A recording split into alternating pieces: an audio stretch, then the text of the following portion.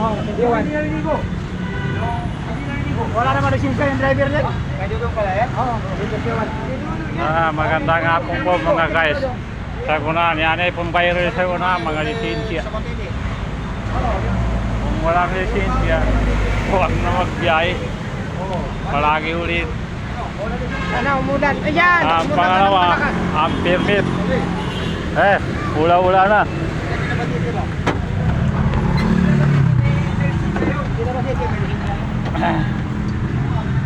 Marami nuni ngayon. At saka mga permit, warshare. Kaya nga, original yung warshare.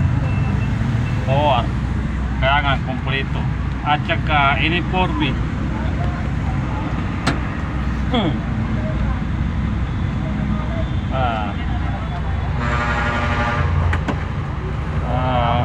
Apik ganito ako lang paulit shout out sa nanonood,